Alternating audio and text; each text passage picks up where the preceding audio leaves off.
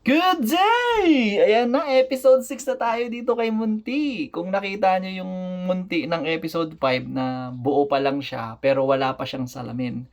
Ayan na, may salamin na tayo. Ang ginamit natin ay reflective bronze kasi ano to morning sun. So, pag sikat ng araw, kami agad. So, ang mangyari dyan, ibabalik niya lang lahat ng liwanag. So, kahit alas 6, alas 7 ng umaga dyan, kaya mong titigan yung araw sa mata. Kasi hindi ka masisilaw. Kaya yun ang pinili. Plus, hindi ka nag-worry sa privacy during daytime. Pero sa gabi, siyempre kita ka sa loob. Pero aninag lang naman. Aninag lang. So, yan. Yung ilalim, medyo inalis na namin ibang gamit. Medyo, ayun, umuulan-ulan pa. Kaya tinago muna namin yung iba dyan sa ilalim. So, pati dyan sa second floor, binintanaan na natin. Nilagyan natin ang bintana dyan. Tapos yung mga wiring, electrical, siyempre, yan, tuyo na yung floating staircase natin. Pipinturahan na lang yung gilid para, ayun, kala mo nakalutang, di ba? Pero dinaya na lang yan para pag tumapa ka, kala mo talaga nakalutang. Pero tinibayan namin na maigi yan. Pinulweld na yan ng gusto. So habang ina-accomplish ng contractor ng salamin yung mga glass door tsaka glass window, on the side naman yung tao natin inaasikaso naman yung metal spandrel para sa outer wall.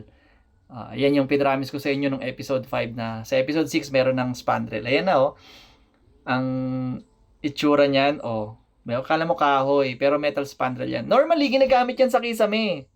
Kaya lang gagamitin natin sa pader para mukha siyang wood pero hindi siya wood. Yero siya.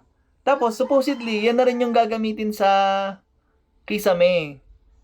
Kasi pang kisame talaga yan na outdoor. Pero ang ginamit ko na lang dyan, yung PVC na lang.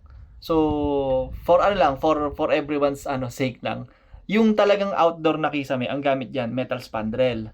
Yung indoor na kisame, doon ginagamit yung PVC. Pero in our case, ang gagamitin namin sa labas is yung PVC. Tapos, ang pader ang metal spandrel. Ayan yan yung pagkakagawa niyan. Then yung sa lansa niyan, dapat yung pinakapakagat na part nasa ilalim para sure na hindi maiipunan ng tubig yan. Tapos yung sa taas yung pinaka nakalawit na part. Yan, sa ilalim yung pakagat. Para yung ulan magdidrip lang pababa. Ang atake niyan, pag order ka, dapat sukat mo na lahat ng paglalapatan yan. Kasi i-deliver yan sa'yo na nakasukat na. Tapos dapat may mga pakanong kung ito yung para dito, ito yung para dyan. Parang ina-assemble mo lang siya. Tapos, kung gusto mo, may budget naman, pasobra ka ng isang pirasong diretso, yung walang putol. Para lang, kumbaga yung pinakamahabang sukat, pasobra ka ng isa nun. Para pag meron kang sablay, doon ka kukuha sa mahabang yon. So, ayan na yung salamin, no? Talagang panoramic yung atake natin dyan.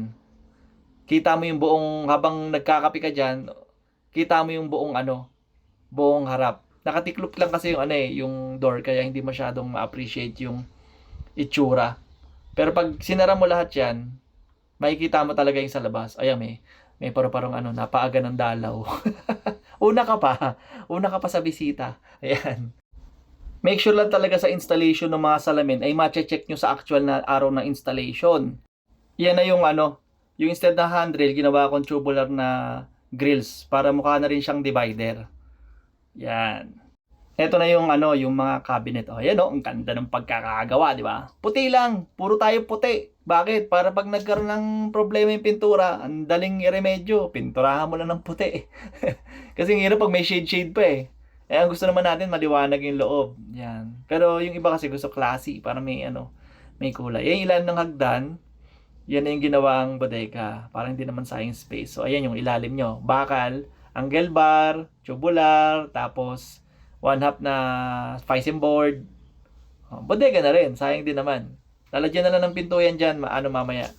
Tapos yung pinto, puti namin binili yan. Pero para kasi puti na yung pader gagawin namin dyan. Pipinturahan namin ng ng wood stain para magmukha siyang kahoy talaga na parang light oak wood yung itsura. Kasi bagay yun sa puti. Yung pag puti pader mo, dapat may bright wood ka para maliwanag. Tapos yung mga hinges ng cabinet, hydraulic na rin. Para hindi maingay pag binitaan mo, ang pasagad. So yan yung CR Original na CR pa rin yan. Yan pa rin yung tiles, madumi lang. Pero yung kisame, tinaas na. Kasi nga, mataas na yung bubong. So yung pader yan pa rin, i-skim coat lang. Yung pinto, yan pa rin. So, medyo naluma na rin. Lalangisan na lang yan. So, na-recycle namin yung lumang CR. Hindi siya nasayang. Kasi, ready siya for incorporation sa bagong plan. Ito, hallway to. Papunta dyan. Bakit nandyan? Kasi, gusto namin, pag galing kang labas, madumi pa mo, diretso ka CR, pwede. Pag galing ka naman sa labas, halos nasa loob din ng bahay yung CR. So, hindi mo na kailangan pumasok ng bahay para makapag-CR. Galing dyan, diretso ka na. So, may gate yan. Tapos galing sa CR, pwede ka na bumalik sa ginagawa mo sa labas. Alam mo, naiihi ka lang. Sa CR ka lang. Hindi mo na kailangan pumasok ng bahay. Ano ba, madumi yung paa mo kasi farm nga to. Pasok ka lang sa CR. Sa installation ng mga glass, siguraduhin nyo lang na maayos yung pagkakalagay ng sealant ng mga installer. Kasi magugulat ka, magagalit ka dahil siyempre, nagmamadali rin yan. Maraming trabaho yan eh. So, pag hindi mo chinek yan at umulan, magulat ka, may tulo sa loob ng bahay mo. Yung pala kulang lang ng sealant. Ayan, kaya chinecheck ni Foreman yung mga sealant eh. So, ito na tayo sa second floor. Oh, maganda na tignan, di ba? Oh, ang linis na. Oh, pwedeng tumayo dyan. Hindi ka nga lang pwedeng lumundag. Untog ka talaga. Kaya mo i-try. So, pero livable. Hindi rin crampy yung situation. Ayan oh. Yun yung tubular para sa headroom. Nakakonekta yun sa bubong eh. Oh, nakatayo ako niyan, hindi ko yumuyuko. Komportable siya, kumbaga akma siya sa height ng standard height ng Pilipino.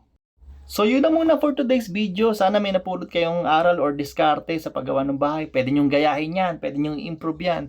Ngayon, kung meron pa kayong suggestion or may mga experts advice or may comment kayo or may correction kayo sa mga sinabi ko, very welcome kayo mag-comment dito sa comment section. Tapos, kung hindi pa kayo subscribe, pa-subscribe para maabangan nyo yung mga susunod na video nito. And pa-like na rin and pa-share sa iba. So, mag-comment lang kayo sa comment section ng kahit anong gusto nyo sabihin. Yun lang po muna. Salamat!